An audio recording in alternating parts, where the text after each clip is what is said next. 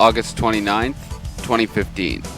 Good morning, Sudbury. I'm How About Dusty. I'll bring you the news of the weather and all the stuff that matters today. Starting with the weather. Always the weather. Today's weather. Overcast, 16 degrees. Feels like 16 degrees. In the afternoon, 20 degrees. Feeling like 25. And it's probably going to rain. And in the afternoon, still cloudy at 18 degrees with the humidity keeping in a 23 degree warm patch. Overnight, 14 degrees and foggy. And in the morning, foggy again and still about 14 or 15 degrees. On to today's news. Liberals promise help for Sudbury infrastructure.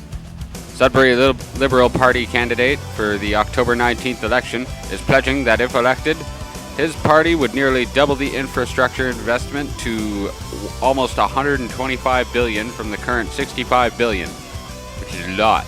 Paul Lefebvre said that some of the money would be used for things like boosting investment to public transit, providing dedicated funding to invest in a broad range of projects, including local water and wastewater facilities, climate-resilient infrastructure, clean energy, and cleanup of contaminated sites to facilitate new construction, providing new dedicated funding for social infrastructure priorities, affordable housing, senior facilities, and so forth, helping to build more housing units. They really like housing, so they put it down twice. I'm serious about that.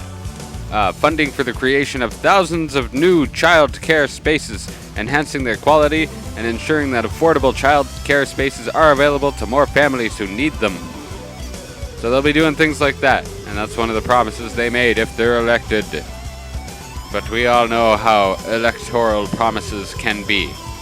Sudbury can expect a warm, dry fall. Thanks to global warming, or just the fact that sometimes it's warmer and sometimes it's colder, it's going to be a little warmer and a little drier in the fall.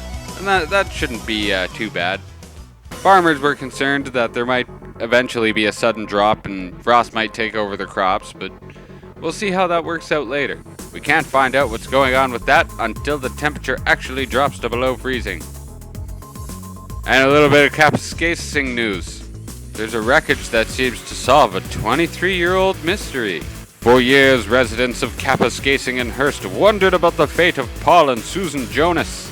On April 28, 1992, the couple was traveling in their single-engine aircraft from Buttonville Airport in Toronto to Hearst, Ontario, when contact was lost with their plane approximately 30 miles south of Kapuskasing. Despite an extensive search, they couldn't find anything. And today, I think yesterday, they were able to find the aircraft. Somebody spotted it, reported it in, and they sent a coroner and people to investigate that. So this mystery is over. 23 years old, and they just figured it out now. The initial investigation has confirmed that it is indeed the wreckage from the plane that was missing in April 1992, and the Transportation Safety Board of Canada Regional Coroner's Office has been notified and will be assisting the investigation. There will be a supermoon tonight. If you happen to notice the moon appears to be larger than usual, stick your arm out the car window and signal the moon to just go around. It's way too close. And the supermoon will be tonight. And this is the coincidence of a full moon with the closest approach the moon will take to the Earth on its elliptical orbit. So if it's not too cloudy, you can see the supermoon, but it will definitely be too cloudy. I'm How Mad Dusty. That was all the news of the weather and stuff that matters today. I'll see everybody tomorrow. Please click the subscribe button.